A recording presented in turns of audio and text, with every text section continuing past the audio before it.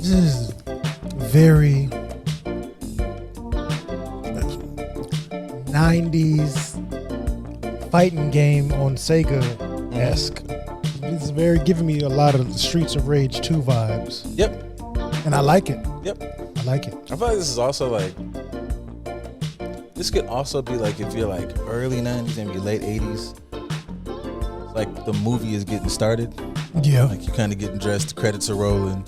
It's looking real.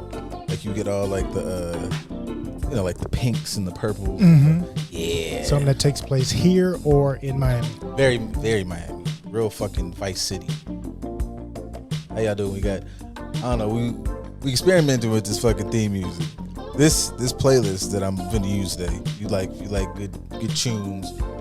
Majestic Casual used it. Mm-hmm. I took this straight from over there because I jammed this particular playlist quite often. So, we not monetizing shit today. So like, ain't no ads today, ain't shit going on. So just ease up, or please. Just embrace the delightfulness. Just wonderful. Take a step back. Just listen. Close your eyes. Take a deep breath.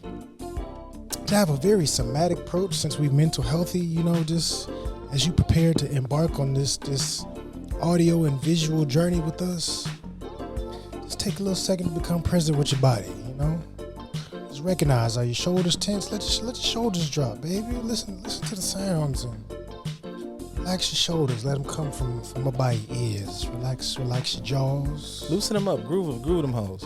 Yeah, man. Oh, where you candy cane boys, man? Look at come on, get it. Yeah, get them shoulders into it. Let that tension release, baby. Relax your jaw meats. Let your tongue fall from the roof of your mouth. Just let it feel real nice. This is very much so like I don't want to be bothered music. I don't even really want shit going on. I just be in the house grooving. Yeah, in the house with headphones on. This is very much in the house with headphones on. Yes. Thank you for being here. We appreciate you. Set the mood off right. You can relax. Happy. Did he rob him for his swords? That's great. He took them shit straight out his hand. Oh yeah, that's kind of. Damn. That's enough. Everybody's trying to challenge him and like land a hit on him or something. What's this one called? Just for y'all who want to watch it.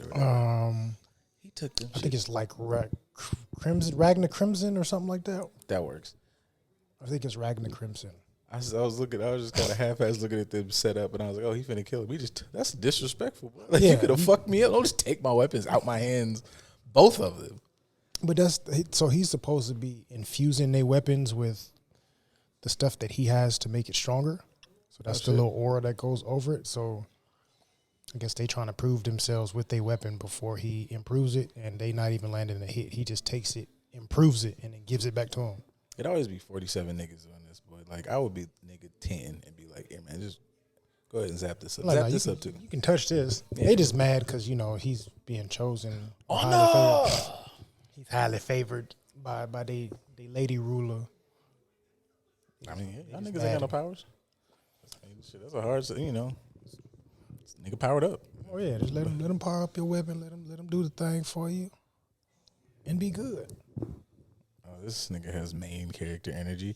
They always so good at that. Just like I wonder who the main character is. This nigga with extra accessories. He still lost though. Quickly. I don't know. Y'all watch some anime. I've been trying to keep fucking current. Like I'm good on my One Piece, Ninja Kamui. I was up on. If I'm saying that right. I started watching that shit, and I thought I was okay. I'm pretty much still off isekais because I started this before I made that claim. But that reincarnated slime is not bad. I'm okay with that. It's got a little bit of the unnecessary fan service. It just is too much. You know what I mean? Like everybody love titties, but y'all be doing a lot, and then y'all never let these characters be over fucking 20. So it's just a bit much. You have to, if this is gonna be just titties and ass on the fucking screen, make them fucking age appropriate. I mean, they try to make it, if it's titties, it's either high school students. So maybe like third years, so to speak, which is really just 11th grade, but whatever. So they try to make them that age group, which in some cultures, you 16, so you're of age, depending on where you're from. Or they have the elders who are really just like 21-year-olds. Yeah, see, I want where the Tsunade titties? Tsunade, it was fucking magic age down 80-year-old titties. But she looked 35. Like that was big strapping titties. Titties a punch a hole in the wall. Yeah, that's cool. Me and Jiraiya Sensei, man. That's an age, like it's like, pervy age, but he was age appropriate. He was like, I want somebody, that's in my, I'm just saying. It's all the weird shit. We missed some shit last week, but that was one of the topics of the internet was rife with age conversations last week. And some of y'all fucking weird for that. I mean, filter people in, sir. I mean, y'all have to know. Okay, so one, everybody went back and forth. It was a lot of back and forth. I was watching because I was trying to figure if this was even worth discussing. But some of y'all nasty. What's the whole Drea with the whole shit get deleted? I think she like 37, 38. She's my age. She was fucking on that boy in the NBA who's 21, 22. He's a new booty in the NBA. So he's a young boy. And that caused some discourse. And I didn't think it was going to have that much discourse. I thought that was going to be pretty much cut and dry. Like, make fun of all these other niggas. Like, I think, we make fun of Leonardo DiCaprio, but that's so weird. That nigga's got weird taste. We kind of let shit ride because he's one of the most amazing actors out here, but that's gross. And I just saw a lot of discourse back and forth about like, well, if love is love and if she's happy, if they happy. And I'm like, what the fuck? Yeah, that shit gross, nigga. Wasn't y'all mad a few years ago about R. Kelly kind of doing the same thing? Now, granted, there's some extra context to these stories, but R. Kelly was gross deluxe. But yeah, the age shit is y'all was calling him predatory aside from the extra context because he's 40 mid-40s 50-year-old man messing with some mid and early 20-year-olds. That was predatory. So why is it not? Especially for her, because you're doing it with dudes that have money. You're not doing it with somebody that's just, I just came across this regular guy that I just ended up liking and enjoying. I would say it's borderline more manipulative because you've been in the industry or the circles longer than he. Mm-hmm. So you know how to navigate these circles, which means you know how to pick them, pick ripe fruit that's untouched that I can utilize. And you also know how to pick people that may not be connected to or aware of your past so that you can slide in and be able to get the result that you're looking for. I saw that too. And it was kind of like the same, kind of in the same ballpark of how like, the vice versa. Like when you see like girls choose like older dudes, like, this motherfucker's pedigree. So you're looking at them through the lens of, I'm a fan, I'm a this, and that puts a different power dynamic on it. And they were discussing, I heard a podcast and it was like, he's a grown man. And I was like, it's a little gross. I found that that statement to be a little gross, to be like, just hit him with the grown man tag at 22. I'm not saying he's not a child, but if we're all saying like, brain doesn't form till you're like 26. And I don't like that whole, like, he's a grown man shit on these young kids. Cause that to me, it always ties to me like the same shit they say about motherfuckers on the news. A nigga be 16, laid out on the street, and they be trying to say he's a grown man. It's like, he's not. And I think about me at 21, 22. I just left college. I'm actively running through the streets. And if you run across somebody who at his age, like you've seen, she's been on TV and shit now. So that's the same thing, the same conversation as if we all like walked outside and all of a sudden fucking Melissa Ford or goddamn, Kai Toy is giving you some fucking attention. Hell yeah. Like I'm not thinking straight at all. I'm 100% in. I'm not making fucking adult decisions. Like and especially if you're looking at through the lens of like a college athlete, like you've lived a very specific lifestyle and you've been the guy, the kids got NIL deals. You're not really well versed with like life. No. This motherfucker come out here, you think you like, you've been knocking down these dummies in school, and they not even good at it. She got 30 some odd years of fucking professional niggas who fuck other man.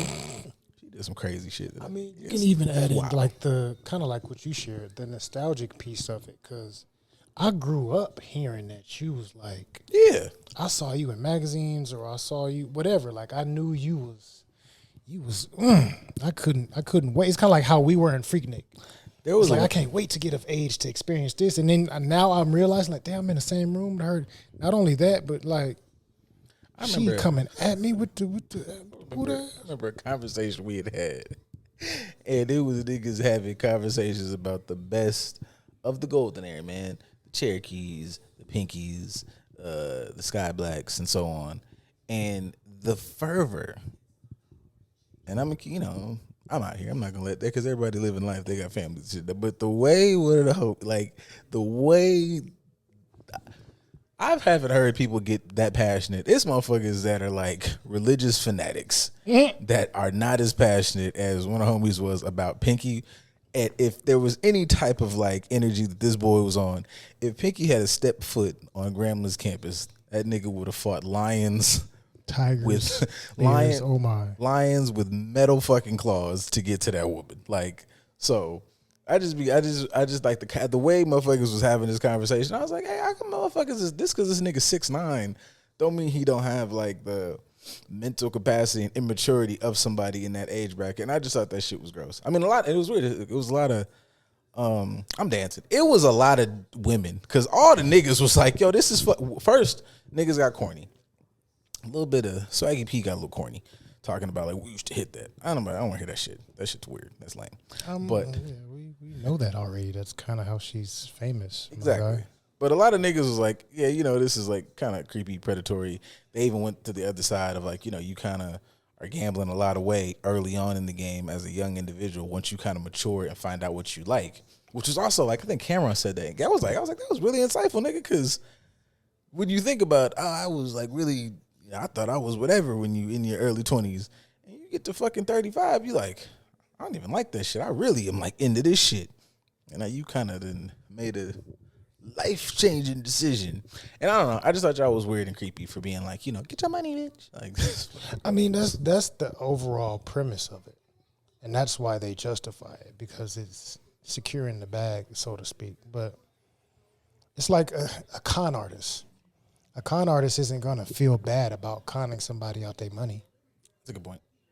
So we can't really expect them to not justify something when they have a certain stance. But again, that boy is a child. By the time he really actually becomes an adult, he might be retiring. Mm-hmm. And she can move on to the next person for whatever reason. But she know what she's doing. She's been in the game long enough. By that time, you got to you hit the jackpot here, because by that time, relax. At least not the jackpot like she hit now. Like I haven't been up on the brother's game, but my assumption is that he's not bad at it. So I mean, it ain't no different than the conversation we had last year, year before about Brittany Renner and what's her face. It is the same shit. Y'all got the same conversation. Y'all niggas is I don't give a fuck about shit gross, man. I'm an equal opportunist with that gross shit. If you are my fucking 20-something-year-old kid, I don't give a fuck what you did. Don't bring no motherfucking damn near 40-year motherfucker to this house. I don't want to hear it. Yeah, no. I'm pretty open-minded about a lot. Don't bring no fucking 40-year-old woman to my fucking house or man. I'm equal opportunist on that shit.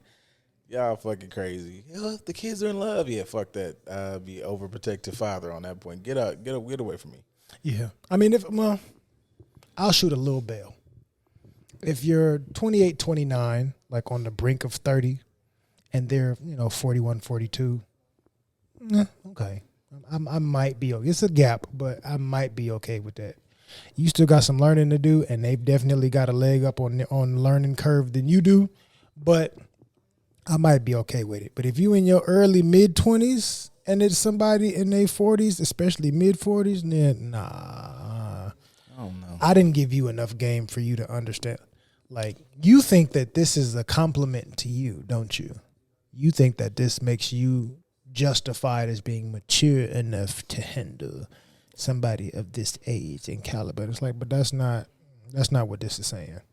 Especially if you really pan out, not to completely judge Drea. I don't know all her business. I don't care. I'd sniff her butt cheeks too. So I can't sit up here and act like I am above thinking primally about the situation. They're not gonna stop trying to mix fucking dirtbaggery and fucking. Man, I hear y'all, but shut up. It's like I'm not justifying it, but they not the same. Yep. No. So you would fuck that? Yes, and then I'm gonna go home. Like, yeah, I'm not. I can. And granted, I'm approaching. She's the same age as me, so it's a little bit different. I can understand the decisions she's made when she was younger and how she carried herself and the things that she did allegedly. Because I ain't popular or rich, so I don't really know what's really going on in them circles. What she has allegedly done, I have enough emotional maturity to understand that, talk about that, and still see her as a good person and not judge her for what she's been through. But that's because we're at the same age. He, on the other hand, he's not going to handle that rationally, whether he's looking at it positively or negatively. He doesn't fully understand how to deal with the situation or how to progress forward and create a child with the person. Because you still in the league with some dudes that has probably had that before you. And that's probably going to be a topic of conversation amongst your peers.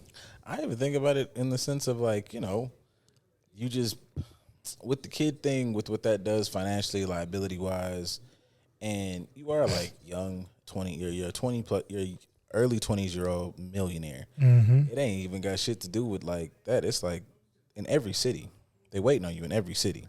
Absolutely. And that requires a level of maturity and fucking, restraint that you might not have. And now you in a even crazier trick bag. Oh, absolutely.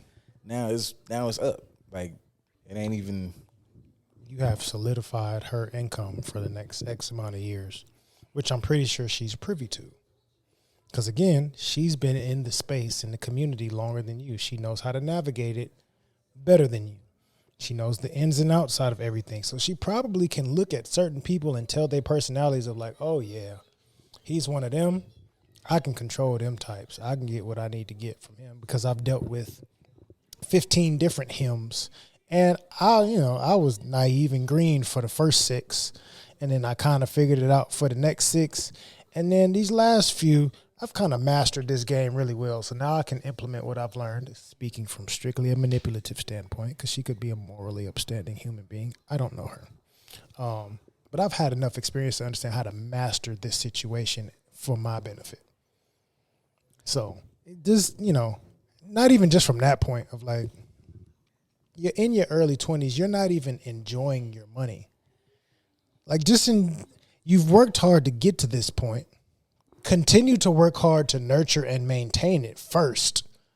Just because you got here don't mean you can stay here. There's a whole new group of niggas coming right behind you next year. You might want to focus on making sure that you can get some footing in the league first before you start making liability decisions with certain lady folk that could cost you a whole lot. But focus on that first and then enjoy your money. Make sure yourself and your family are straight and solidified before you start making these types of decisions. You ain't fucking be like Zion out here. See, that's what I be fucking thinking about. And I be trying not to be just this hard-nosed, grizzled I've never been a millionaire or no shit like that. But I always think about like that about like, just us as a community is like, it's been 50 motherfuckers before you. And I'm not saying I'm a hold space for the fact that because you can hear motherfucking if it works for them and I don't know if it works for them. This shit just happened. Yeah, like I'm gonna assume that could that be true? Sure. A lot of shit could be true, and I hold space that. But in general, for the topic of like, if that happens 10 fucking times, I'm not believing that 9 out of those 10 times that's a good thing. That shit is not unhealthy or in a bad way. And I just want us like as a unit to be like, hey man, like y'all done seen 40 niggas ahead of you move this way, whether it's relationship wise, business wise, whatever wise. I'm not saying nobody gonna fuck up, but why y'all like? It's just I'm gonna fuck up the exact same way, immediately, quickly. In a hurry, can't wait. I need that fuck up right there for me, right now. Sometimes with the same people. Yeah, because that makes me think of fucking I say all, but pretty much all Lil Wayne's baby mamas is famous. Yeah.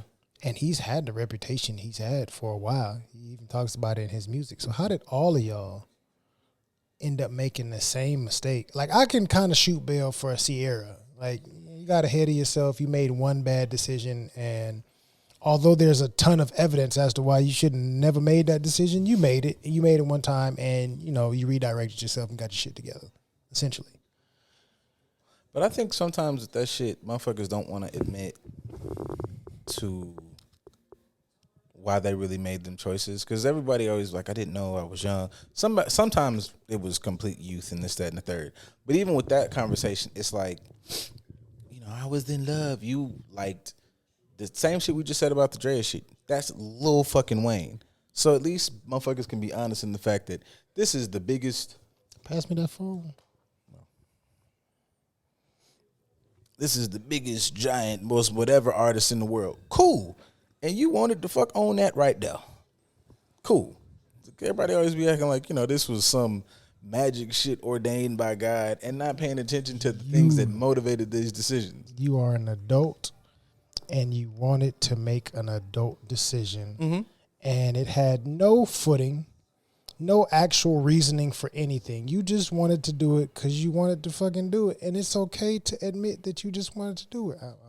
I think that's how motherfuckers get caught in the cycle of making that shit 4, 5, 6, 7 mistakes, and now it's your personality trait. Now all your music is about how motherfuckers have done you wrong. When we could have just stuck. If we'd have knocked this shit out that first time you made this decision without thinking it all the way through, then it's like, okay, I need to not make decisions from this space before. Is that a great artist? Is that somebody I admire? Cool. Can you even fuck on this man? Is this your outro music? No, you could. That's just okay, I just want to make sure I ain't get rid of nothing that you need. Oh, yeah, no. But you wanted to fuck on this person for whatever bullshit reasons. Like, even when you talk, even with, like, niggas be saying that shit in their own way, and they should be more verbal, but it's like, she had that ass. Perfect. We could start it, she had that ass. And you kept going to that ass, and we can. Yeah. Is that the right one? I want to make sure. Oh, right there. I actually think it's the one next to it. This one? I think, oh yeah, that's it. That's up, down. I could be full of shit. Whatever one it is. Oh yeah, there we go. That's the one. Yeah, I just wanted to just go ahead and just. Yeah. No, continue with your point. But that's what it is, man. Like, y'all, not. It's where therapy comes in. Why did I make this decision? This is absolutely why you made this decision. And you have to be able to admit that to yourself. Because some people just can't. And that's an issue. But you have to be accountable and like really address your personal shit so that you can have this conversation with yourself and be able to just acknowledge it. I don't think it's gonna go straight into the chorus. I have waited for so long to hear you. They don't take this down, YouTube. We talking all over it. We don't even know who owns. You don't know who owns this. Somebody that y'all really don't even care about. Yeah, shit, I don't even know if he owned it because this is old. This is super old. Damn. This is before the show. Nah, he might. Yeah, they might. They. I don't know because they might come back with. We're on this now. It is all the time. It is every fucking time y'all get on these fucking songs and say this goofy shit. That's what it is. It ain't nothing the fuck else, and we could just explore that. Can that lead to the other shit? Absolutely. It's possible. But that's step one. You niggas be at step fucking one and be like, I'm at the top of the building. You ain't never left the ground floor. It's right there on the bottom. Jesus. It's okay. That's it. It's okay. And it's okay to be honest that that's what it is. I think that's one thing. I know this kind of correlates but doesn't really correlate. That's one thing I can really. Did that light go off? Keep going. Yeah, the light went off. Hopefully, do we need to pause? We can dance around something, make sure. It's still good? Okay, cool. That's one thing that I've learned to appreciate a lot being in the non-conventional space. Because when you polynomial, you don't have to lie about like, no, I'm actually just really interested in you in this capacity. Are you cool with that or not? And other people can lead to a healthy conversation of like that is like butter. right. And depending on which spaces you in and what you identify with, but it gives you the ability to express that and not have to feel bad about it. What's that meme? I just want you to be honest with me. No, you don't. I'm trying to fuck. Going, bitch got me again. Right. You not looking for that honesty. And even on their part, because if she came to Buddy and was like, look, you young, you got a little bread. I just want to toss you some ass and see how you react about it. You know, I may not even really want to be with you. I just want to, you young, you spry. I just want to see if if you can handle a little bit of this thing, because I've been messing with the dudes my age and they can't do it like I want to do it. You know, I'm 40, approaching my 40s. I'm about to be in my sexual prime. You young, and I want to see what's up with it. And also, you in the same circles as me. You got a little money, so if something goes wrong, we both can be taken care of. I just want to see what's going on. Locking in a baby shit is always just nasty work to me. It's definitely nasty work. That's a person. Like, I don't know. That shit will never not be fucking now gross as shit to I want me. to add a little extra context because I want to know the conversation that went forward prior to and post. I don't know if it was planned or not. Supposedly they're dating, so I guess that was a conversation of this is what we want to do in our relationship. I'm assuming that's how that went. But I still want to know how that conversation goes because he's early 20s and you're approaching 40. So why you would even allow him to make that decision just yet, I don't know. But see, to me, and I'm speaking on this from not just my personal. I mean, it is my personal opinion, but I even take this. I'll take this little. I'm saying this from like a professional space. Dare I say a therapeutic space. Just from working in that population, like just from, I remember what it was like to be young. I remember what it was like. You're just not your smartest. You're not your best self. I don't give a fuck how bright a child is. Like, I currently have very bright, smart motherfuckers, but they still, there's a, I don't know, man. If I'm saying, it's like a shelf, and it hits that shelf, and it's like, boom. Where you would go to levels 9, 10, 12, 47 of logic and thought and foresight and a bunch of other different terms, that's not there. And that's also you're tacking on experiences and what you were taught outside of just the biological level that you're not really finished fully developing. So what you would think is this is what love feels like. That's what all the songs talk about. But all the songs are talking about the butterflies, and then that's not love. That's infatuation. That's lust. That's all the butterfly. That's all the initial bullshit. But that's not the real deal. I'm want to do life with you type shit. Y'all haven't really experienced that. Yeah, I mean, you don't even have enough evidence to know. I think that's part of, again, from my nod towards the non-conventional relationships. You're more willing to admit, like, hey, we ain't got to rush this. Like, we have options. And we're both okay with each other exploring our options when we feel the need to. So we can kind of just slow this down and just learn how to work through this a little bit more, because you ain't got to feel pressure to do nothing, and I don't have to feel pressure to do nothing. Let me stomp on you motherfuckers, because I just feel like I can hear them. I feel like as soon as you be saying, like, the poly shit, there's a goof out there to be like, well, I don't do that shit. If you're doing the monogamous shit, you fuck, that shit still works. Yeah, the communication piece still applies regardless of what type of relationship dynamic you decide to adopt. We're moving towards dating, cool. But in this space, we still have to traverse what this looks like, what you look like over here, and this is not love. We've established in this time frame. What do? We fuck real good, and we like Godzilla movies. I don't know how you handle finances. I don't know how you handle your emotions.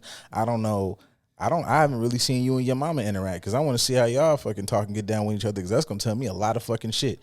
And you and your daddy and how they fucking interact. What your blueprint for relationship was, good, bad, or indifferent. I ain't saying they had to walk down the aisle or whatever, but what does that look like? They're going to tell me a line of shit. Let me tell me what y'all about you and dog again. Y'all did what? And he said what? And you said what?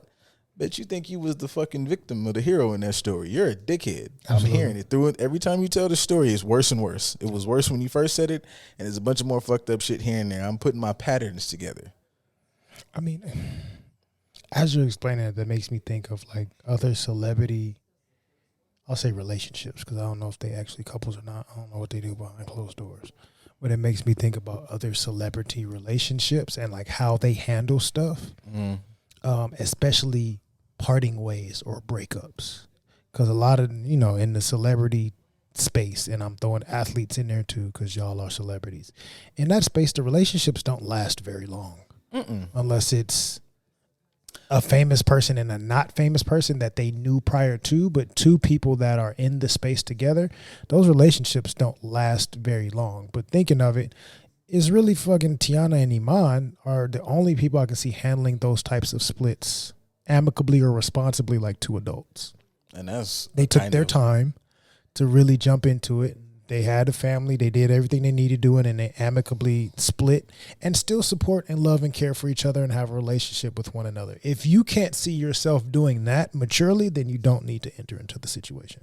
That's a good point, because I feel like there is like a very low bar for like already famous. The one, like in my mind, when I always think of like the Rushmore of like good relationships, or even what y'all be posting, like the motherfuckers who are, they were.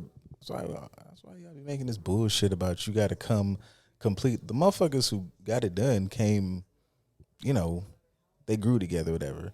Like y'all love posting about Barack and Michelle. She was grinding before when that nigga was like the politics game is not popping until you become like it's a really so they was doing that shit. You got fucking and they had transgressions too. You got Angela Bassett, like all the old heads. Like you got Angela Bassett and. I always fuck his name. I wanted to say it was Chauncey, but it's not Chauncey. Courtney. Like they was before they was like big stars. They was rocking Sam and his wife went through crack together. Before Denzel was fucking the nigga, it was him and his wife. Even fucking Viola, like those like the old black people is what I'm looking at. All you motherfuckers be looking at these. Cube and his wife. Oh yeah, Cube and his 40 and his wife. All before, and this was when they was motherfuckers had nothing but vision. Got that vision, Willie. Y'all be looking at that's another thing. Y'all motherfuckers, we are all in our 30s and moving up. And y'all be looking at motherfuckers 22 and being like, that's the fucking, they don't know what the fuck they talking about. They don't. Y'all was saying that Cardi and Takeoff, was it Takeoff? What's that boy name? Offset. Yeah. Y'all was saying Cardi and Offset had a wonderful relationship and they relationship goals and this, that, and the other, blah, blah, blah. And then here we are. 3 years later? Y'all motherfuckers just want to be rich and wear fucking,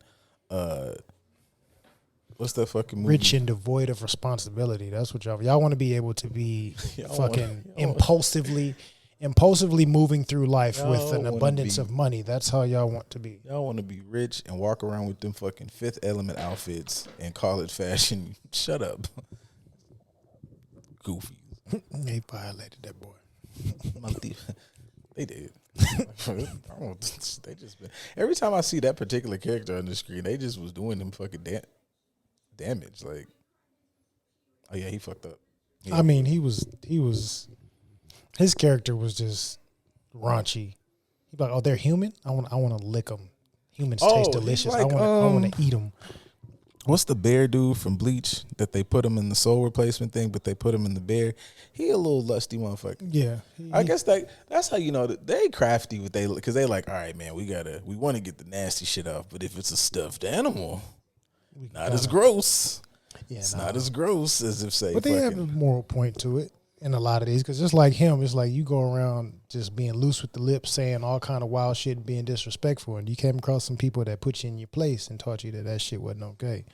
Now you've been violated, and you like, I don't feel the same anymore. I always, I remember like, I guess that depends who, because I remember like saying like college is a raunchy period. I used to always hear like, somebody said that to you. I'm like, yeah, go for it. Yeah, thank you. Like we can, yeah. But treat people nicely, man. Don't make nobody feel weird though. Yeah, I'm gonna be like, listen, don't run with what I say to the fucking nth degree. Let's have some fucking discernment around this bitch. Just a little bit more discernment. That's kind of the lesson with this whole age appropriate dating situation as well. Now, I've said it before, kind of with the Diddy situation, because that's another age appropriate predatory type situation that we've been talking about. Take that. Yeah. in a number of different ways. But also, like, to shoot them some bail, what if you're into some shit, they're into some shit, and although there's a large age gap, we are maturely coming together because we have similar interests as far as lifestyle is concerned? I guess it depends on the interest. Because if I'm thinking like kink interests or pimp or not pimp, kink or like perverse interests or whatever, maybe some pimp interests. I don't fucking know. Maybe whatever. I just feel like sometimes that shit can that shit traverse and permeate through other areas? Yes, but does that mean that because you do this thing well, you need to do this thing over here well? No. So I'm never gonna say like it's fucking impossible, but I just feel like those shits is how motherfuckers.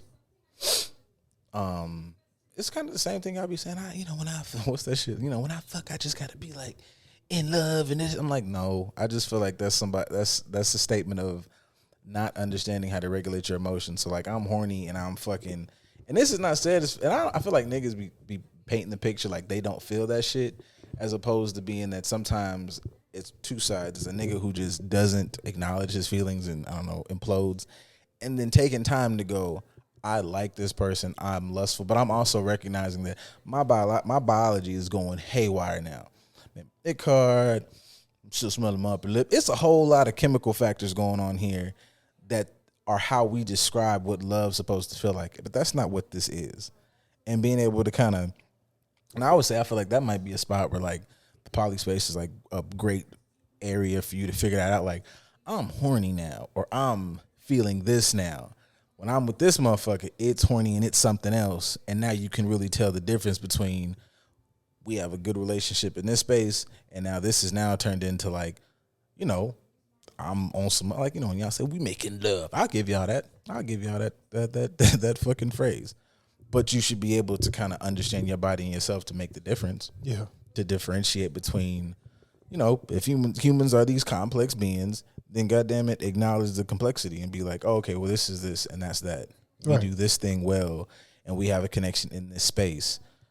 But it don't mean that doesn't traverse over here. It's not rocking on this side. Right. Like you can so-called make love and still recognize that we are not love interests for long-term partnership. Mm-hmm. Like I really have a deep care for this person. I have a deep need to connect with this person in X amount of ways, which is great. But I can also recognize that they are not a long-term partner for me, at least not right now. I can recognize that right now, as they are at this version of themselves sitting in front of me, they are not ready to traverse into this type of relationship, but they are comfortable enough for me to express this type of love with them, and that's okay. Yeah, you love fingers in your butt. That's your shit. But finger in your butt, man, that nigga don't read. And you somehow have also been like, you have an outstanding collection of fantasy books. You've Lord of the Rings, Harry Potter, and you're deep. You're into the fucking character development and all that shit.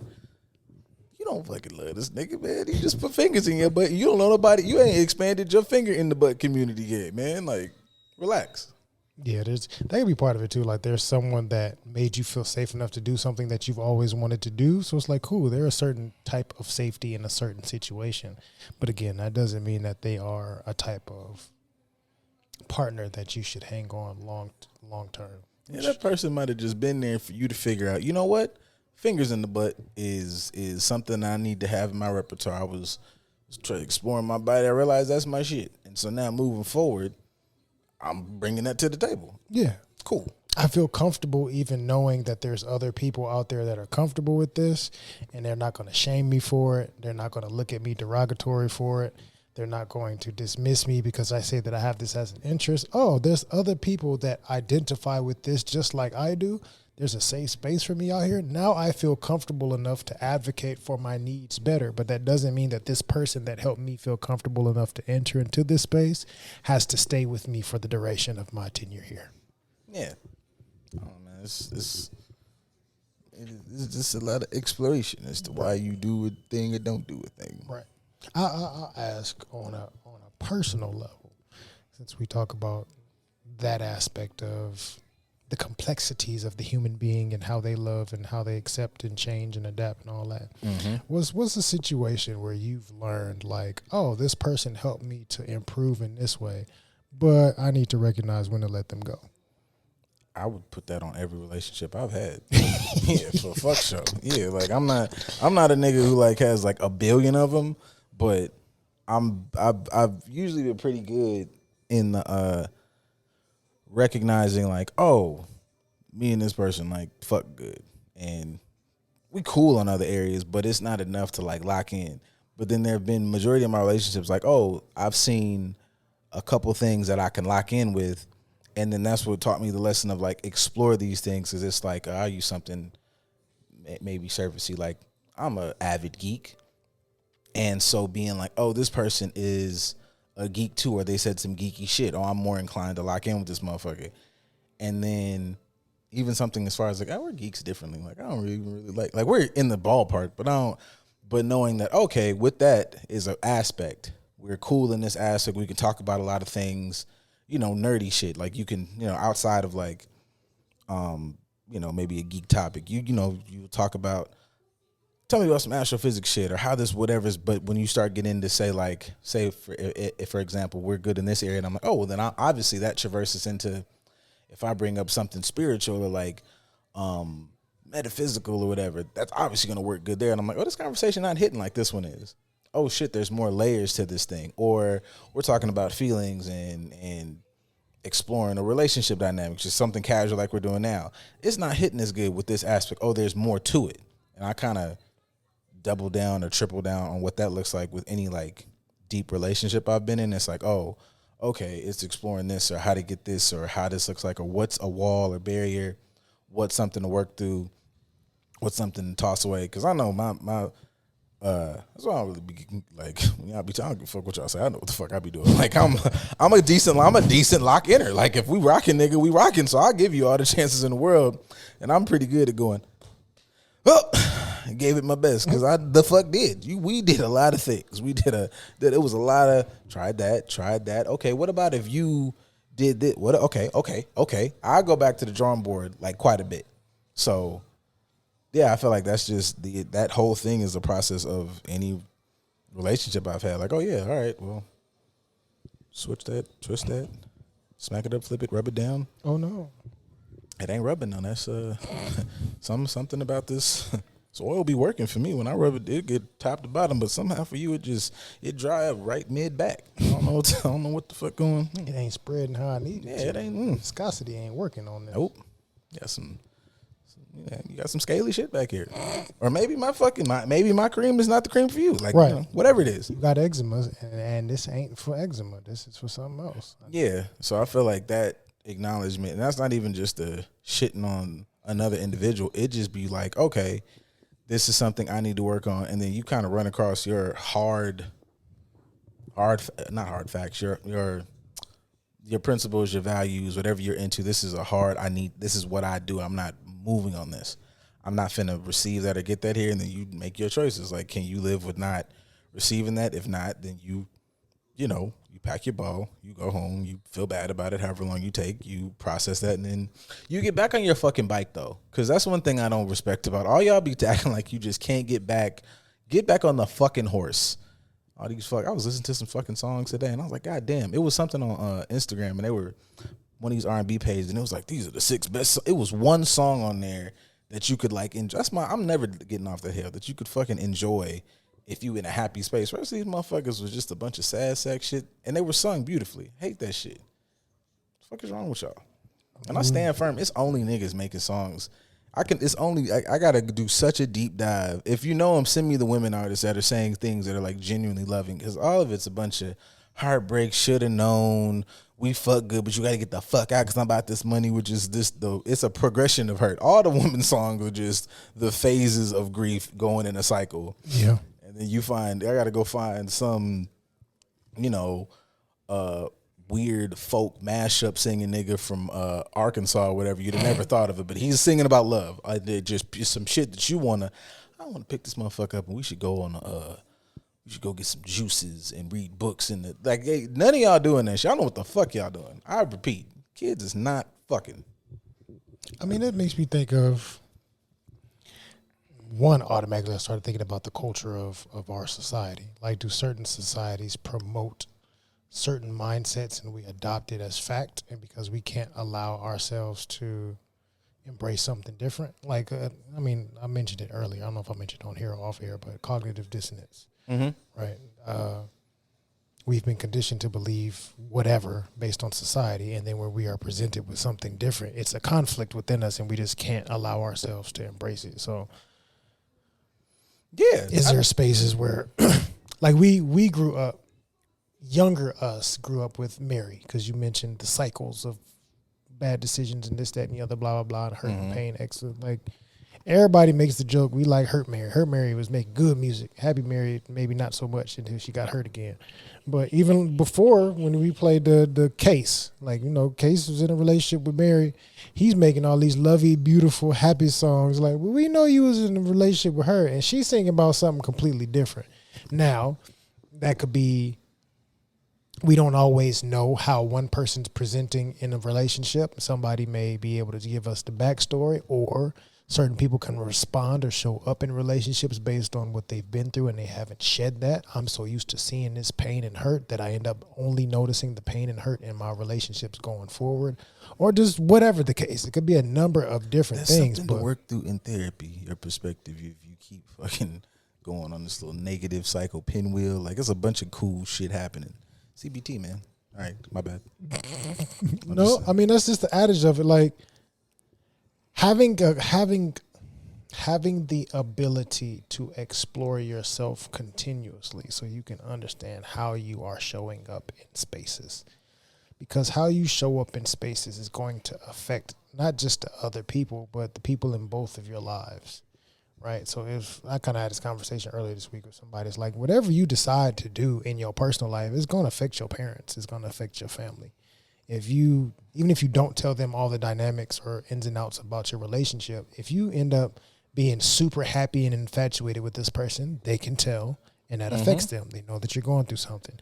If that relationship comes to a crashing end and it's devastating you, they're going to notice it's going to affect them. So if you're not doing these deep dives into understanding yourselves and how you show up in these spaces and encouraging your partners, whether long-term or just sexual, whatever the case is, to do the same thing, you're going to end up affecting other people, and y'all not even paying attention to how other people are affected by that. I've had that conversation before, but like the reverse, like, you know, because I know like the big, you know, I see I post shit a lot online, and it makes sense to a degree, but it also kind of can speak to like some little manipulative kind of narcissistic behavior where it's like, don't tell nobody what the fuck going on in your relationship. Where like, yes, you don't want too many outside voices, but also that is a good tactic of somebody trying to manipulate and maintain control.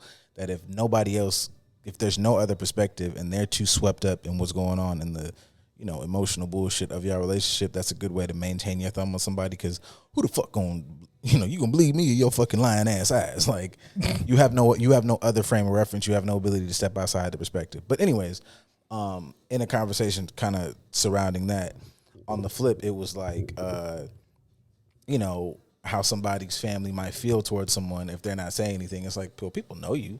Like, people love you and know how you feel. So if you are going through it with a motherfucker and it's whooping your ass, somebody somewhere, you might be able to hide. If you see the motherfuckers every day, or like you have to not see your family for months at a time, which also speaks to that manipulative. Yeah, it speaks to that manipulative, you know, that control shit. Because like, if you see somebody, it's like, hey, you seem a little down, your energy off. Now, if they know, you know, everything else is cool, and it's like, what's the new thing that's been added to this motherfucker? That person. You know, you should be kind of fucking off since you met that motherfucker, man. So, I mean, right. Maybe you need to address that and be open to somebody else telling you about that shit too. Because sometimes you may not always catch it, and somebody else has to tell you. Like, I've had that before, but I'm you know, I'm not finna press nobody along. But I've been a friend who was like, hey, you ever thought about? And it was like, oh, all right, well, you got it. right. You can lose yourself in a relationship, and I don't mean losing yourself in a relationship because the other person is the problem. I mean losing yourself in a relationship because you refuse to really look at yourself. Mm-hmm. So you just is like having a fucking toddler in the mall and you just not paying attention to that motherfucker. And because I'm neglecting actually paying attention to you, you just end up wandering off somewhere. And I have to spend this frantic episode trying to relocate you so that I can feel stable again. So that applied pressure shit is like a super fucking dangerous concept. Like what comes with that act in and of itself, but like the mindset that comes with it, it just is not healthy. Y'all can absolutely, show interest and all that shit, but y'all are weird. Yeah, it's unhealthy. It's super unhealthy. It's super unhealthy to request that and overlook it is super. Like you ain't look at yourself and realize that you're requesting something that you're really not even ready for right now, but you don't even know how to recognize it in other people. You just, speaking of recognizing other people, I know like segue, because I saw this like topic go around, and I've been having this conversation with like couple women's. So I feel like, did I send you the Actively Black thing? You might have. Anyways, it's Actively Black is like a workout brand, black owned, black produced. Oh, you talking about the Black Women Superheroes? Black Woman Superhero shit, yeah. Yeah, and like the issue came out because they dropped a piece that was like Black Women are Superheroes, and it was shirts and hoodies, and it was Black Women are Superheroes obviously on the front. And like a lot of black women like took that, like they didn't like it, they were offended by it, and sent in a lot of stuff about we don't want to be superheroes, and stuff like this kind of minimizes, not the word, like it promotes this idea that they are not human, that they have to be stronger than everybody else. And it kind of, there was a couple of conversations that coincided to like overlap with the soft life thing that was going. Do you have thoughts on that?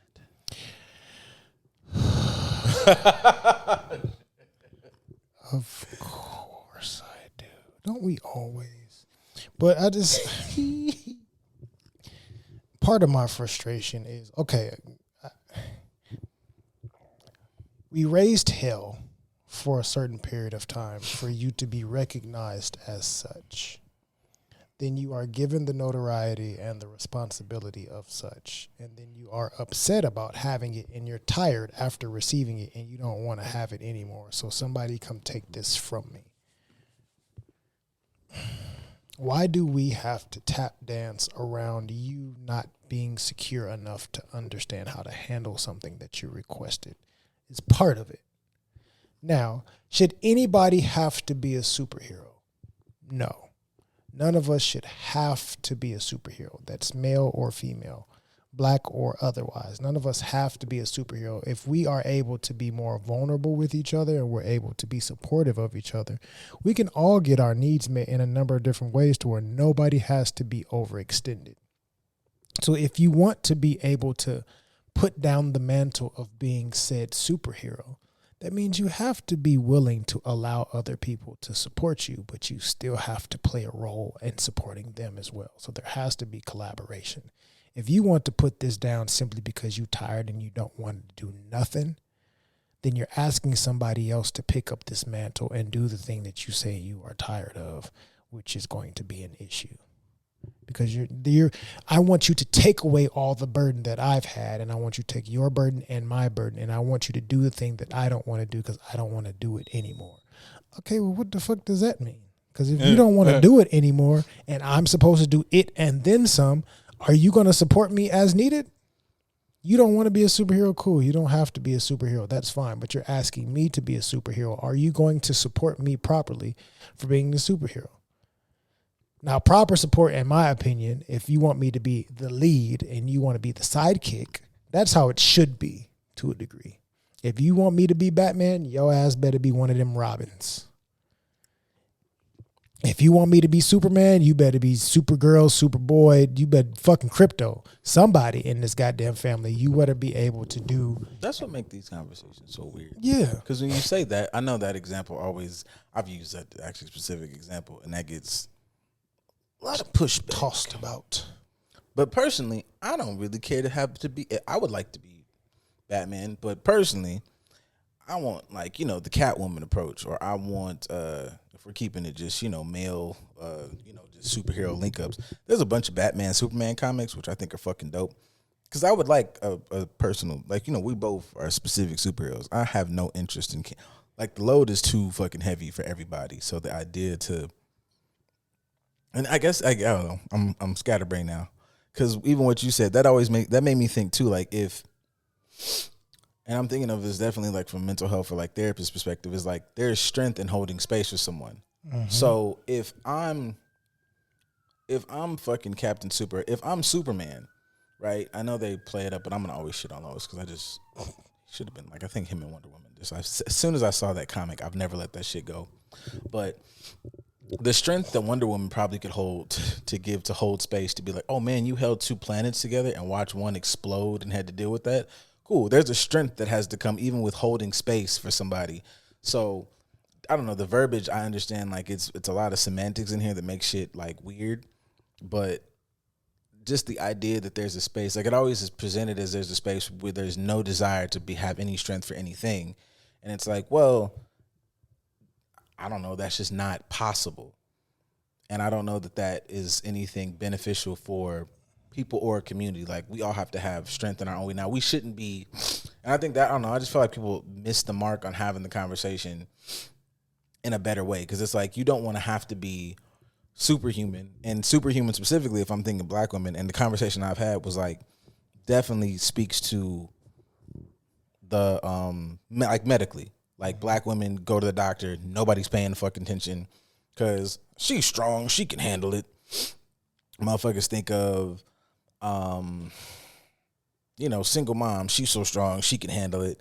And it's one, the doctor shit completely heinous. That one there's no excuse. There's nothing to fucking go back and forth about.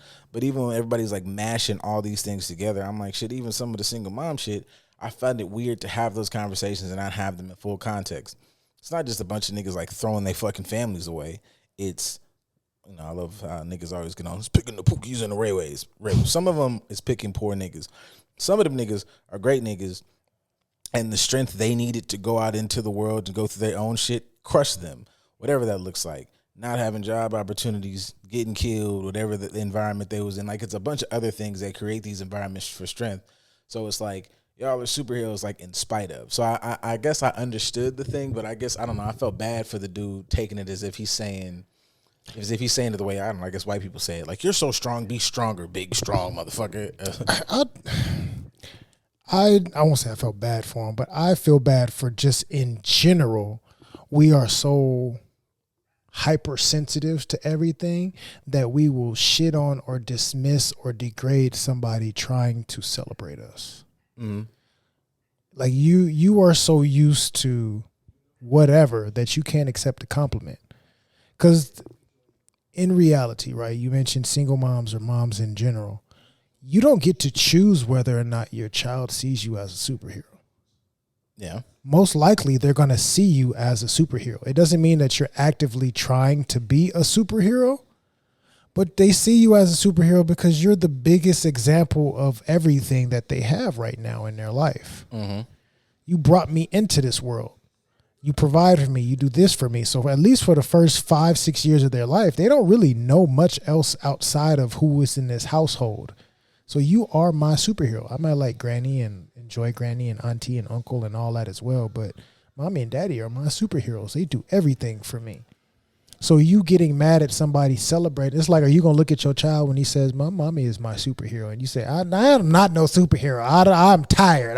You going to tell your child that? I feel like that conversation. Oh, there was a clip. What was that clip I just fucking, that kind of spoke to that.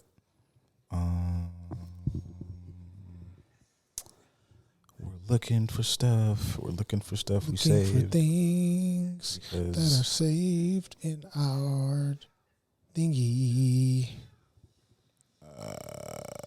Cause I don't know. Every time I think about these, I always feel like motherfuckers gotta flesh out the topic, because in this little, I don't know, microcosm, it makes perfect sense. But I'm y'all are, I don't know. It's certain points that I feel like are missed, or it's not put in full context of, damn, I don't think I say that shit. But it was the dude who who I just played, and he was like, my mom. He said my mom fucking. He said she picked up an iron and threw it at me, and you know, I'm only can assume that this happened with him as a kid.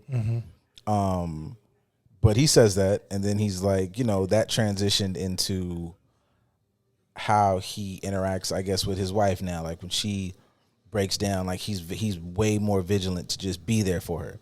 And while being vigilant for her is not in any way bad, I looked at that, I'm like, that's a dangerous dynamic, because what the initial one could have been viewed as a very serious potential abuse. And while like whatever his mother was going through that made her pick up a fucking iron and throw it at a kid or a teenager, whatever it is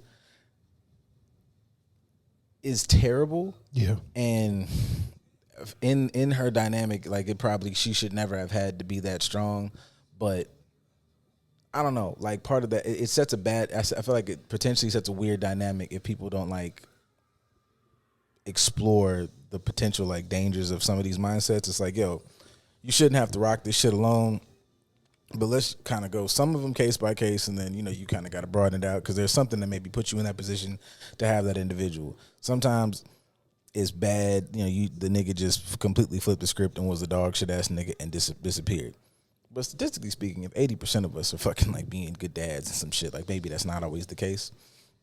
Or we're taking I feel like a lot of times, especially with social media, we're taking the exceptions and making them the fucking rules.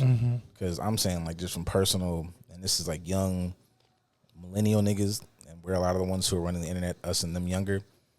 I know a lot of dads, very active, very good fathers. Like, I'm not capping, but like I'm looking at them, and I think about that as far as like somebody, like, I'm not opposed to this dad shit, but I'm like, you motherfuckers not the way y'all niggas play with this shit. I got a trigger before I'm triggered. Like, I haven't created any of them, but the way motherfuckers like take that idea that we're supposed to just be useful and just imply that they're like, we're here to take the load off of the mom. But like, nobody really appreciating these niggas, but when they go, everybody want to burn the world down. Like, please fucking relax. I don't know how y'all, but y'all gotta please fucking relax. And I just feel like that can't work without peeling back these layers and going, okay, this stems from here, and we work with that. Because what you initially said, without any of this underlying shit, is actually very dangerous, and it doesn't help. So I guess tying that back to the black women are superheroes thing, you know, intention wise, I think matters. They talked about that on the Higher Learning podcast, Van Lathan and Rachel Lindsay. Like, the dude came on there and talked about it. He was talking about like his intent, and motherfuckers like, you know, knew his intent wasn't to say like, wasn't saying the shit like white dudes say or white people say, like, you know, y'all are just strong and not human. It's like, in spite of everything that we go through, I'm still standing. I'm still strong. Still strong. Yeah. Should you have to be? No, none of us should have to be. And I know for me, sometimes that speaks to like maybe my little Neanderthalism, but also like just what I've seen, like just in doing this shit from the therapeutic perspective, I can't work in what should be. We have to work with what is.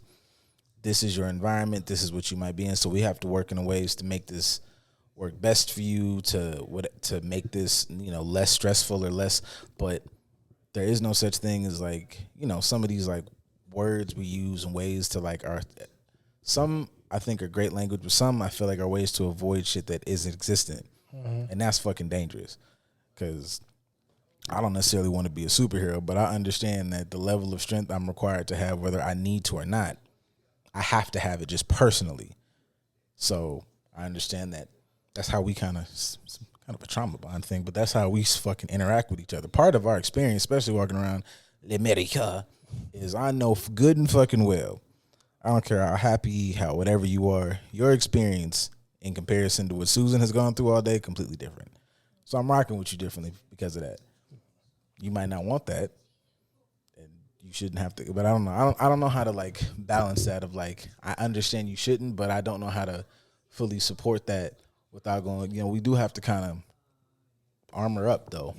I mean, I think part of that is like you mentioned the perspective part, and that's what made me go into a different direction as far as our understanding of the lens we see it through. So Like, you shouldn't have to do it in this capacity, but you also should be able to embrace it and accept parts of it as your reality. Kind of makes me think of, like, well, what do you think a superhero is? Do you think a superhero has to be perfect? Because no superhero has ever been perfect. No superhero has ever been good enough to even do shit on their own. Because Superman is supposed to have all these godly powers, but he still has a fucking Justice League. Why? Because I can't do fucking everything on my own. I need some assistance, and I also have weaknesses. You let a human nigga just as a bat talk shit to him. He ain't Right. got no powers. No powers. He just got a shit ton of money and some know-how and can solve problems better than everybody here. But he plays his part. He has a part here. He has an importance here. And in certain situations, he can whoop my ass. But the point being, we're all different types of superhero here.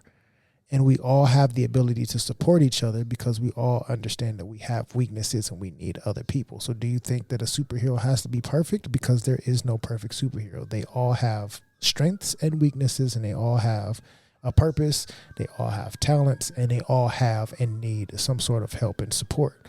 Also going with that, like, their moral obligation is the same. We are trying to protect these people or protect this area, or we are trying to stand up against injustices in some capacity, or there's other people that want to prey on the weaker or less fortunate. And we are people that came together to just say, we're going to stand in the gap for those that really can't stand in the gap for themselves.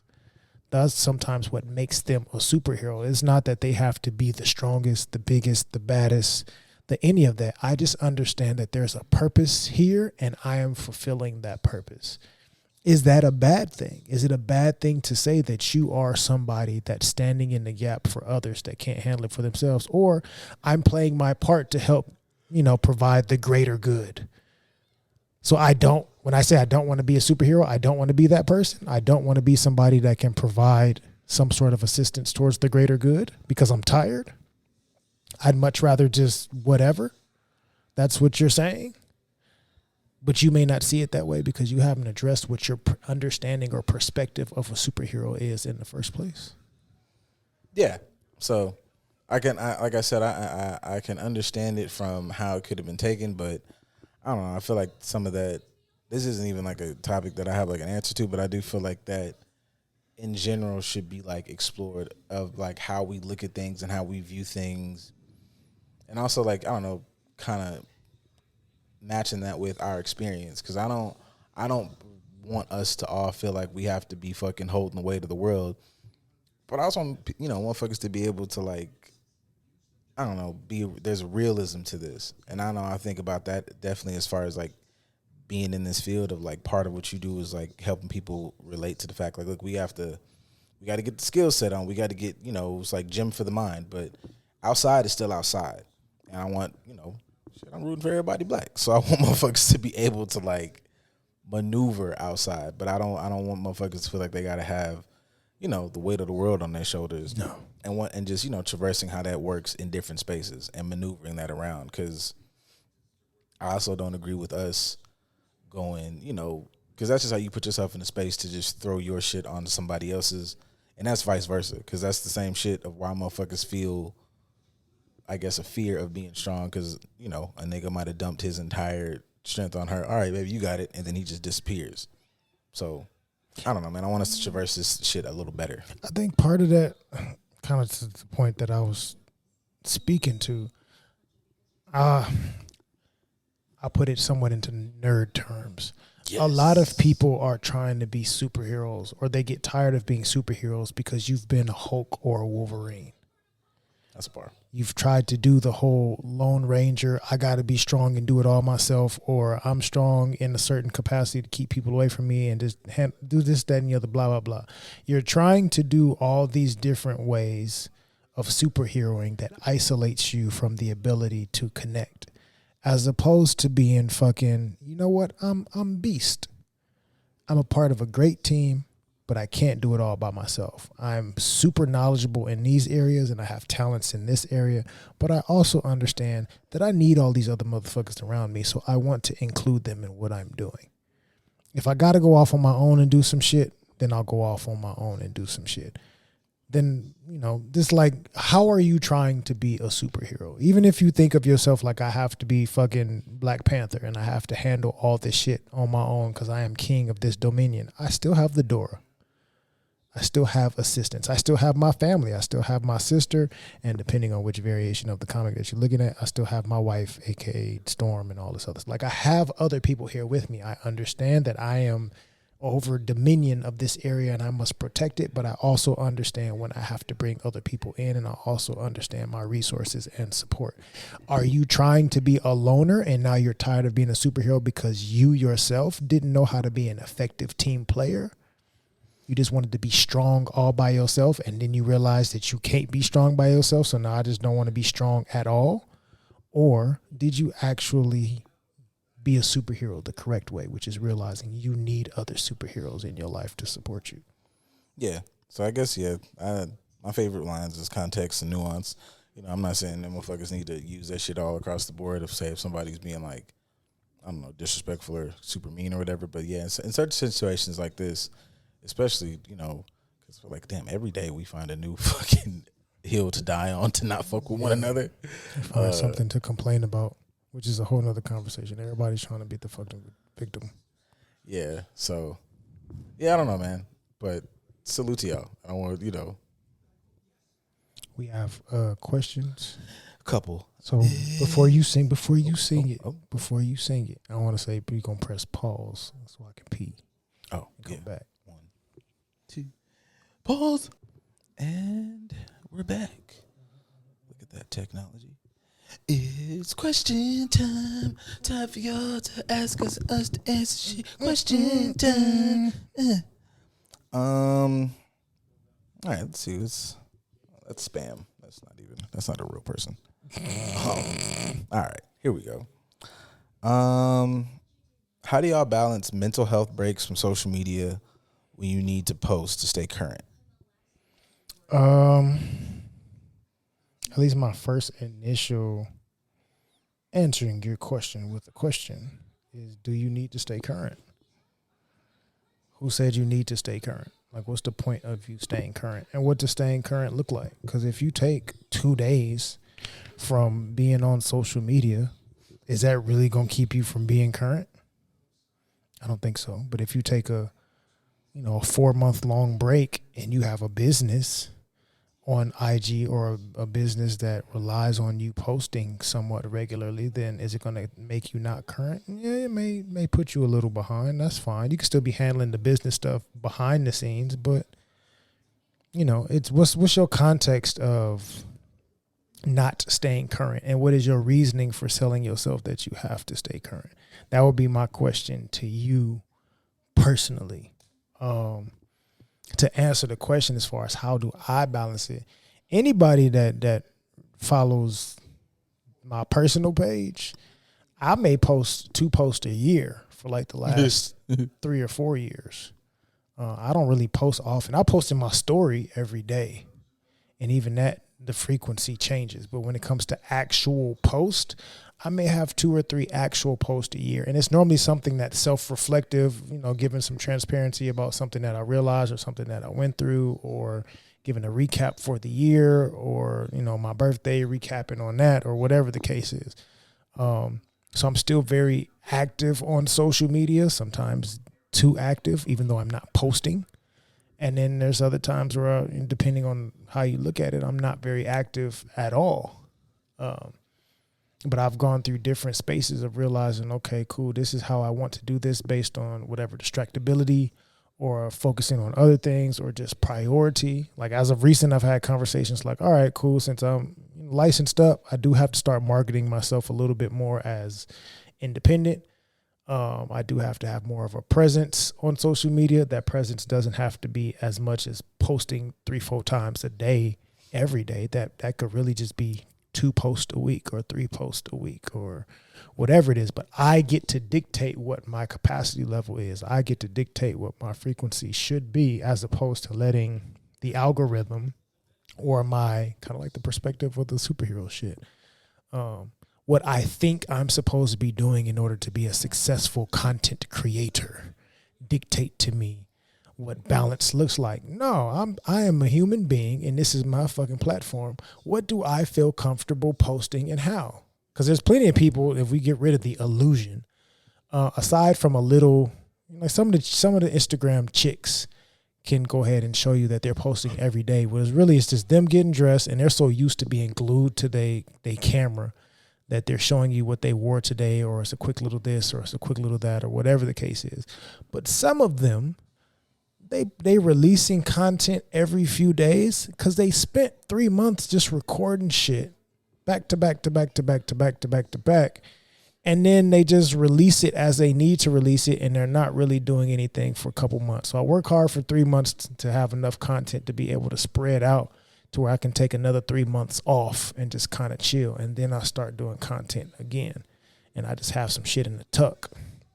Like, there's so many different ways that you can approach it, but that's them understanding what works for them based on their audience and all this other stuff.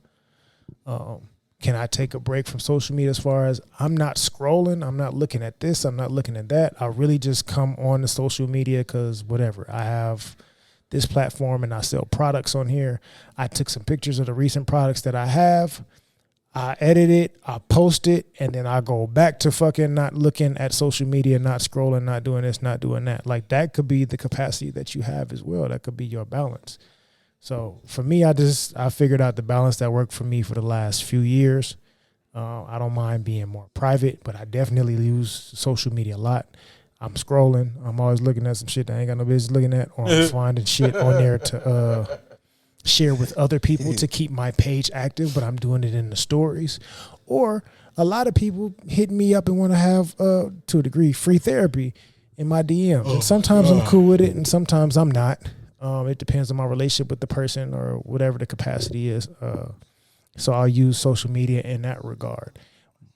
But am I posting on a regular basis? No. Now some of that's going to flip. I'm going to start posting more often, but I'm also going to be, if you want to talk about something in depth, I can refer you to a therapist, or I can help sign you up for some of our programs where you may get something for free, but it ain't going to be with me. But I'm not about to have this conversation in my DM, whatever. But essentially that's just fucking boundaries. So how do you balance that shit out? Address, identify, and utilize proper healthy boundaries based on your needs and your capacity. All of that. Yeah, I don't know that I have much different. I mean, on my personal page, I don't post a lot. That's just because I didn't want to maintain 2 pages. The personal page is really for my personal, like, relationships. I talk to people in their DMs from time to time. But 9 times out of 10, the most interaction you get out of me is, like, in the stories. And most of that is reposting fucking the pod page. Pretty much. But I take that back. My stories also is a space where, like, so I guess this is, I'm gonna get to answer the question though. But I know that I use the story sometimes as a way to, I still am in the midst of trying to curate what my identity would look like as a therapist, because I started out as a podcaster and I like being funny, I like being free. And as a person of philosophy, what I've known in this field, what's worked for me with actual clients is being as authentic as possible. And y'all aren't my clients, so like I'm a little, I guess, more authentic. But I like the idea of people that I personally like talk to. I need to identify with you, especially like if I'm using it even from a cultural perspective, like us identifying and us coming into mental health as like a community, like you need to be able to see this person as realistic. So that's kind of why I like rail against some of the, online therapy presence and shit like that, because I don't know that I'm gonna ever be that guy. And so for me, that's why so social media has sometimes not been, I have moments where it's not as, I need to stay current because I'm not posting always current shit. Sometimes I did that. Like I was chasing like the story, but a lot of times what I've noticed now is I post what I think is funny. If I think this is interesting, I'm gonna post it. If I think it's funny, I'm gonna post it. If I make it and laugh, if I send it to him and he laughs, whatever y'all do with it, I don't care. And so that's how I've kind of gone through like the stay current thing not being such a thing that whoops my ass, because if anybody pays attention, we post every day. And I made that like a thing. If I'm on a good day, 3 or 4. If we vibing as a unit, you might get 4 or 5 in a day, but those are pretty rare. Usually it's once a day, and that's more or less pretty simple. But even those, I just give myself space to be like, if it's current, if it's a topic that people are talking about that I can make sense, that doesn't seem like I'm chasing something, cool. If not, I'm gonna literally. I think this is funny. I think this post is interesting. I think it's whatever. Cool. So that's why one day you might get 3 or 4 therapy things. The next week you get a whole week of just geek shit and nonsense. Because to me, the overarching theme is like nobody is Captain Stoic, whatever, all the time. That's how them people present. No, today I was watching anime. It was a bunch of fart jokes and some boobs. I like boobs. Your therapist has 6 kids. So guess what that means? Not only do they fuck, they don't pull out well. But other than that, I would say don't always chase what's current. If you are if you're a platform, obviously this is coming from a space of somebody who has a platform. You are the architect of your platform, so you do whatever feels good. When it stops feeling, and not saying like it won't be hard, or this is not like something that you need to work at or be, but like when it starts like this is not fun. There's a difference. Like when I'm in, there's a difference between. I had a coach that like one of my like earliest coaches like there's a difference between playing hurt and playing injured. Like when my muscles are fatigued or whatever, I can keep pushing through. When I tear a fucking ligament or something, it's completely different. So if that analogy makes sense, it's a different. Like, man, this is tough. I'm stretching my brain. I'm trying to think. I'm trying to make this whatever. But if I like making the stuff. I like finding something that I didn't think was funny or interesting at first and making it interesting and making it a topic, or, you know, even in some of these memes, for better or worse, there's a thought in there. Like, oh, I saw this and that little tidbit we threw in there if it made you think of something cool. So if it's something that makes you, you know, I would say don't always chase what's current, and you take your breaks when you need to. I've taken breaks. I've taken breaks from social media where, like, I know that I'm going to post one thing on this pod. I got a 24-hour day. So I made this thing, posted it, and I put my phone down. And I've done that shit for weeks. Like, nobody would ever know. Like, it's like if I posted something on my story or I didn't. So it just is kind of whatever works for you. Like, if once it becomes too heavy, set that shit the fuck down. Ain't nobody, like, you know, until set time somebody is, like, cutting a check for, like, the social media, put this shit down. This shit not real life. Yeah. Current is subjective. What's current for you as an individual, and roll with that. Be authentic to yourself. Why they keep playing with 50 Cent? Have you been keeping up with the Craig Fax drama? I don't know why they keep playing with 50. I would never play with 50. They always lose playing with 50. I don't think they playing with. I think 50 really got some motherfuckers' numbers, and they just can't let it go. Like 50 got a lot of people's numbers. Yeah, 50 is lodged in that motherfucking air, and they can't get them out. It's in their brain, like hooks. He didn't play ball the way that a lot of people wanted him to play ball, I'm sure. And I'm sure that rubbed people the wrong way. Or they didn't want to, I don't want to say bow down, but kind of like what he expressed in his book about G-Unit. Like, I got the blueprint. All you got to do is just follow what I'm telling you and not be lazy, and this shit could work. And them niggas was like, I want to be lazy. And it didn't work out for him, and then you get upset at the fact that he like, well, you ain't put in the work, so I can't really compensate you the way I can't put you in on this. I can't let you do this. I can't let you do that. And some people may be mad at it because he figures out how to reinvent himself, and they ain't in on the fun. So I think it's a number of different ways, but 50 has proved over the last, 15, 20 years that he's not a dummy, but he also ain't no pushover either. So that's not common in the industry. There's not a lot of people that from start to finish were not dummies and were not pushovers. It is that list of people that have done it the way that he's done it, it's only been a handful. I think that's a good point too. I think like when 50, if somebody is, you know, you see how artists talk. We could all know full well who somebody talking about, and they'll get up on a thing and be like, you know, mans, I don't even want to get into it, but when they did that, we know what that means when people do what they do, and that don't fly.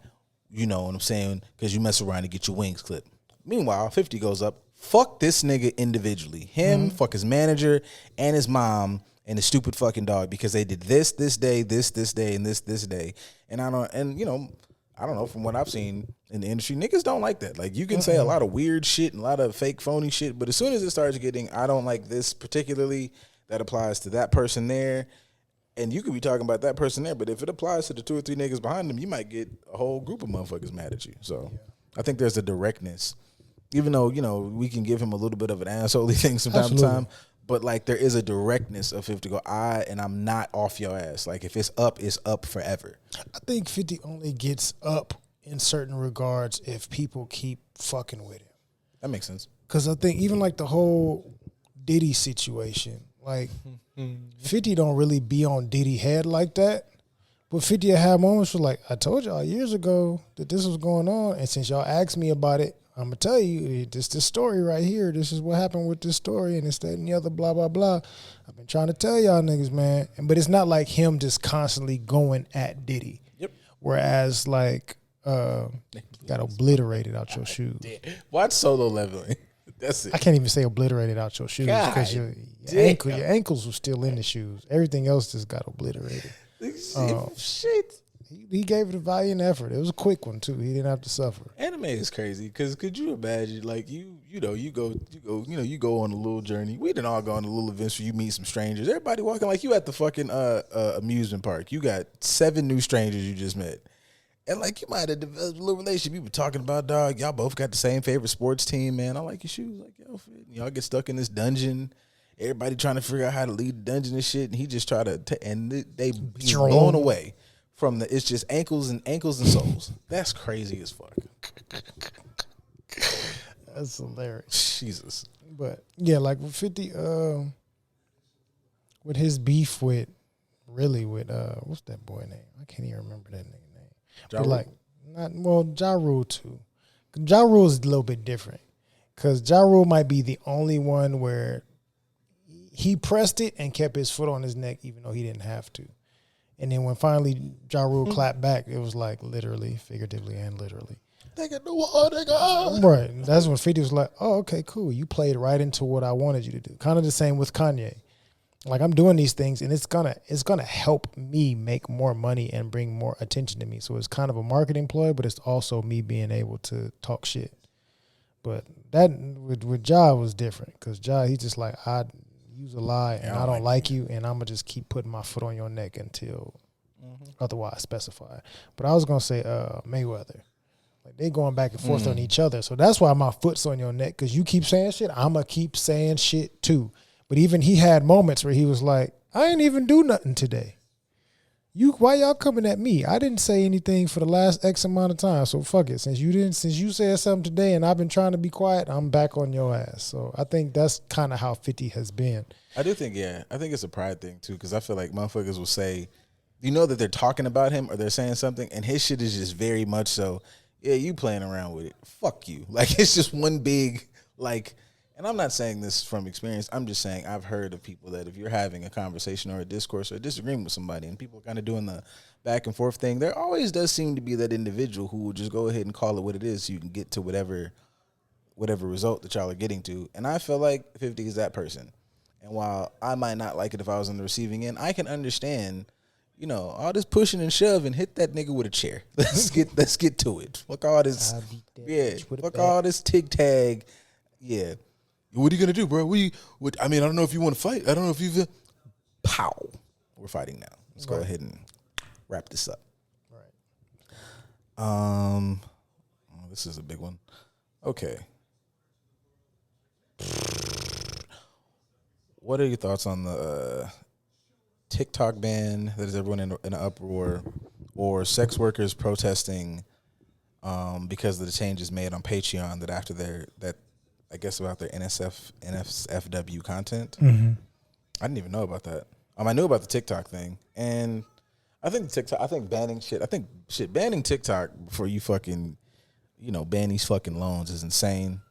I feel like, it's some stupid, whatever their issues are with with China, but wow.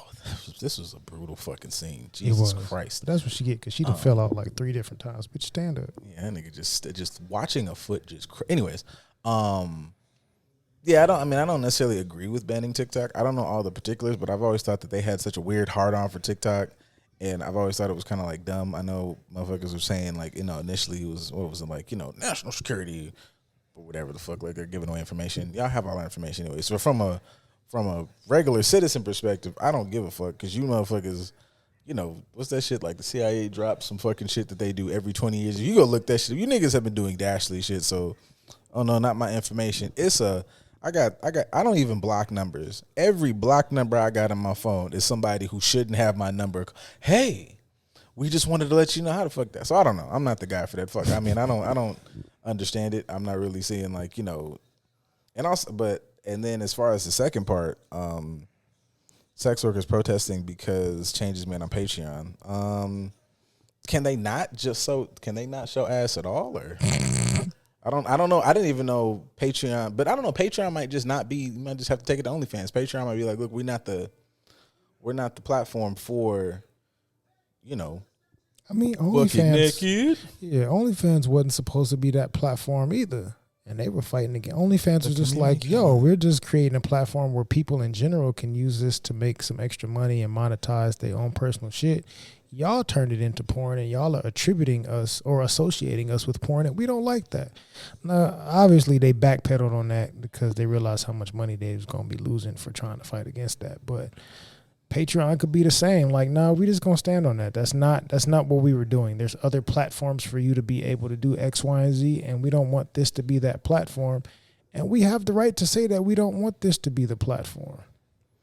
Hello, my beautiful lovelies. Today, Patreon announced all creators that they will be changing certain parts of their NSFW content policy, specifically no more sexual intercourse or bodily fluids.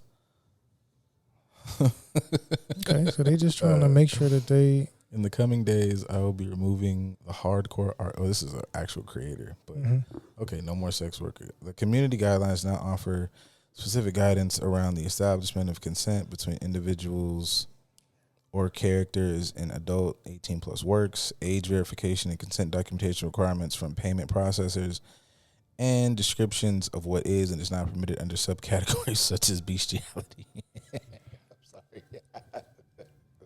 I mean, okay, like I have to do more research on this, because if it's just they not letting the wild shit be wild as fuck, I'm not breaking the fucking door down about that. But like, if it's a paywall and you want to be a sex worker, then you should have spaces to do that. But if it's like, okay, more specific adult 18 plus category guidance and clarity. Patreon is fully committed to supporting adult creators and their businesses, informed by feedback from these creators.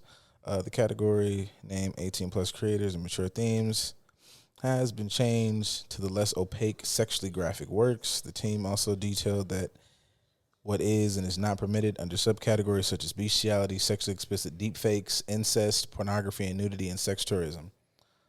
I mean, okay, like, so they saying, at least from what it sounds like, y'all can do a little freaky stuff, but y'all can't do no extra. And while I kind of get that, because there's just other platforms I feel like for, and I don't know, I'm not a sex worker, so somebody might have to explain. But like, if I'm a bust it open on the internet, if I'm finna get out and just say, I need to grab some oils and just jack off for the community, I probably feel like I would take my talents to like Pornhub before I go to, there's or whatever, one of them places. There's so many different platforms that people can use to be able to make money off of their explicit content. It doesn't have to be just OnlyFans or Pornhub. There's literally like 10 different sites that you can pick from. And that's probably not even including the other shit that other countries have that people utilize to make off. I don't know if you can tap into another country, but if you want to be able to put your content in that country, you can have an additional thing. I don't know.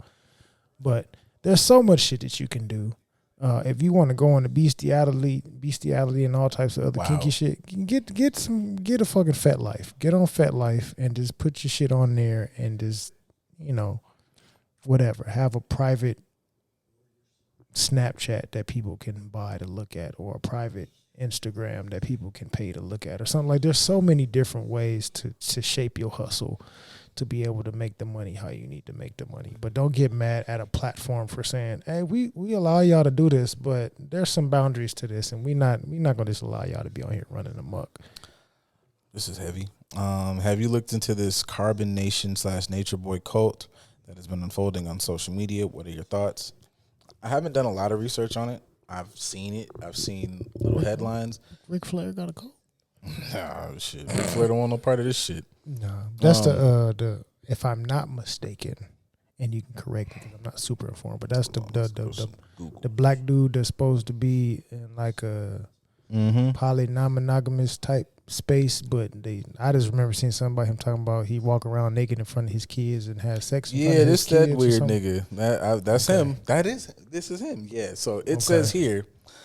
I mean, if it's this here, then we can go ahead and wrap this up quickly. Bishop, who also goes by Nature Boy and 3 God, is the leader of Carbon Nation, which authorities characterize as a sex cult. Prosecutors say he raped a former group member. I'll bleep. Rapade. Yeah, a former group member, and as she tried to escape, and then posted the revenge porn online. Yeah, throw him under the jail. I feel like I'm a pretty open-minded individual, and everybody deserves safety and turn around and everybody change your life. If that's the truth, and put him in gym pop, and put his papers on his chest. Yeah, and just kind of go from there. Yep. Now, part of it is I'll play a little bit of the devil's advocate. Is something being labeled as a sex cult simply because you don't agree with it and it's gaining popularity and you don't want it to have popularity would be my thing. Because it's like, say, with kink spaces and BDSM spaces, like, I wouldn't say they're cults, but people have houses or people have types of relationship dynamics within this thing where they specifically say that they belong to whatever exclusively, and they do X, Y, and Z exclusively within this group or this circle. And it's not looked at as a cult. We just, we come together for a common interest and we allow each other to strictly participate with each other. If you don't like that and they're sharing that and they're being open about it and it's gaining some attention and people are supporting that, you can't hate on their ability to express something that is non-conventional. But the whole revenge porn part, like, we recorded something, whether it was a rape or not, I don't know. I'm not fully privy to the whole situation, but if somebody recorded or did something with you in confidence and it's supposed to be relatively private, or they only want it to be shared if they give the authority for it to be shared, and then they said they don't want to approve that and you did it anyway out of spite, then yeah, your ass deserves to be punished for that in some capacity. But other than that, if it's just like, hey, we was already creating this content and this, that, and the other happened, and now they're saying that they were abused because they don't feel comfortable or whatever the case is, you got to look at it through a fine-tooth comb. Because there are some people that just like, we didn't really do this properly. That shit happens in the kink space. I hear about it a lot. We're both interested in doing this thing, but neither one of us vetted each other properly, and neither one of us communicated effectively to know how to do these things safely. And they did something, and I agreed to do it, but they didn't do it as well as they could, and they end up hurting me. And it wasn't an intentional thing for them to hurt me, but they hurt me. And now I'm blaming them when really it's just like, I have to take some responsibility that we didn't converse through this whole situation as we should have to make sure that we were both safe and responsible enough to do what we were trying to do. Not trying to shoot Buddy no bail. I'm just providing additional perspectives of how this shit could go.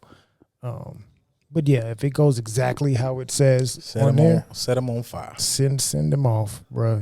And there's definitely some sick people out there that will do shit like that.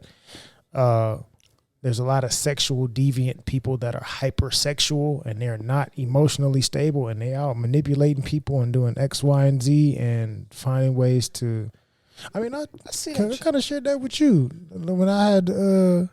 I showed you old buddy that was sending me the pics because you mad that she ain't messing with you no more, so you trying to come to me. A loser. Right. And I've had that happen to me maybe 3 or 4 different times in my life where some disgruntled nigga has decided to hop up in my DMs and show me a pic or a video of somebody that I'm talking to, like trying to make it seem like they got a problem with me. But she just doesn't want to talk to you anymore, dog. Like, it's okay to move on. I be believing y'all, though, because there's something like a sidestep away from this. If that's true, burn them at the stake. It's not really some quick thoughts. But one last final thing, just in this sexual conversation. I've seen that a little bit like grow on social media of like, I don't know, man, like the like merger of putting like the trauma with the sex thing and making that like a personality trait online. Like I've seen a few creators that just kind of popped up and it's like, oh, that's an attractive person. That's an attractive person. This person is like, yeah, I like to whatever. And I was like, hey, this is not sexy. Like, this is you kind of using the sex shit. And this is actually really unhealthy. And I'm very kind of uncomfortable with this. Getting old is some crazy shit. Cause like that shit will shut down any attractive shit in my fucking head. I'd be like, hey, yo, can you post this shit? Y'all niggas have flagged me for stick figures doing humping shit. This person just said some wild shit. Man, like woman regardless, like that's, get help, ma'am. And it'd be like, they just be identifying as these like, I like super trauma shit. And I'm like, hey, that's not sexy. That's really fucking scary. Yeah. And also speaking to that thing you said, like in the kink space, even like regular kink, I'm not trying to like just always promote what y'all say, like being crude. But yeah, I haven't been that nigga for a long time. I want my shit on a neon sign. I'm not taking no hints. I'm not doing no clues. You could apply pressure to them motherfucking leaky pipes in your house. Say it loud. I'm filthy and I'm proud. Otherwise, you gonna get a fucking thumbs up from me. I don't know what you said. I'm all that looking and blinking. No, fuck all that. Say it. I want this. We are on the same page. We are not. I can talk about anything under the sun, but this here, why you got to say, because I want it loud and clear. We have to have an understanding. Yay or nay. Y'all, fuck all that. Y'all niggas guessing. Every time motherfuckers be talking that little, like, shit on, when y'all be saying these scenarios on the internet, I'm like, boy, that sound like jail. Yeah. That's too much. That just is too much flirting with somebody's freedom to say all that goddamn, yeah, you got to think, you got to, not me. Yeah, to put that shit on. I want that shit on a neon sign like Roger Rabbit. Toontown me, bitch. Right. and I need it in writing. I need it somewhere where it's clarified that that's what we into, that's what we doing, this, that, and the other. What's that shit y'all, what the kids say? Same energy. I'm cool, but it's loud. Whoever them niggas, whatever that shit, that trope that you see in movies, or you meet somebody who's a freak, like they saying you not ready. I am just like me, loud, just like me, dairy, just like me. I don't want to guess. I don't like guessing shit. I don't watch guessing game. I don't even watch daytime TV where you got to guess. I don't even wear guess. Nope.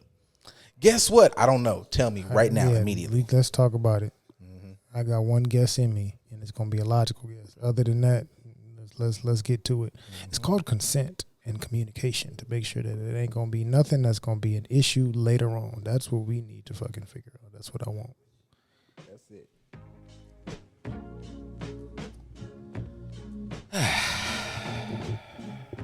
Thanks for listening, man. Appreciate y'all. Happy St. Patrick's Day. He fought off the serpents, and I don't know. I saw some shit on. I was about to make it really weird, but I didn't. You know what I'm saying? Y'all can hate y'all day. I don't give a fuck about St. Patrick's Day, but he fought off the snakes. There's an argument as to whether or not he really just walked up on Ireland and whooped the Druids and forced Christianity on them. I don't know. If you're a historian, you figure it out. I saw too much stuff. I don't really care about that story that much. Word to Matt Sweeney, though. Fuck with American gods. Anything with Saint in front of it, I just don't trust it. So that's just my bias towards that Roman Welsh man come in there and take it. Whatever. I don't know. I'm not a historian, but look it up if you're such a big fan. Do your thing and enjoy it. Or just wear green and get drunk. Fuck it. I drank some green juice. That's what we did. We did. I made some fresh green juice. Saints fucking preserve us. Yes. It's like I got green inside of me. And y'all can help us make more green. Yep. In the respect of St. Patrick's Day. I might buy me some green dunks or something. But it ain't for St. Patrick. It's just because I want to buy some fucking shoes. I don't fucking know. Other than that, I don't. My pre-workout is green. I just bought. We're fucking supportive. Who'd have thought? Yeah. I hate on the Pan-African flag. There's green on there. We don't acknowledge that green though, but we acknowledge St. Patrick's Day green. But that's a whole other conversation. Some of y'all celebrate St. Patrick super heavy and. Are you Catholic? No. So what? Okay, never mind. But anywho, go ahead, green, whatever the fuck, in the name of drunkenness and stupidity on a Sunday. Enjoy. Y'all ain't gotta go to work tomorrow. So yeah, have fun. Have a great week. Hopefully you had a wonderful weekend.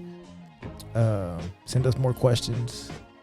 Send us Do more that shit, stuff man. to That's talk the about. funnest part. I'm gonna do a whole show on that shit. Yeah, we can. I'll be sending it to these. No, I'm not trying to hate. I like the other shows, but same. They send it to the other shows because the other shows are going to enable the silliness and have conversation with it. Yeah, We'll yeah. actually, I won't say we wrap it up quick because a lot of these conversations are really deep conversations. We just wrap it up as logically as possible based on, where we stand in our community and in our profession. Gang. But yeah, in a minute we can just start. Getting I've said it shit. before. We can start taking some of the questions that these other platforms don't answer very well, and answer it Pod ourselves. Wars. Pod Wars. Yeah, y'all. Yeah, come on. Yeah, go. Hey, look. I know what y'all said before, but like, come on, Felix. You and Beeve. I mean, Dre, come on, man. Let's do some Pod Wars. Let's. I don't think they want a pod wars. I think part of them want to collaborate.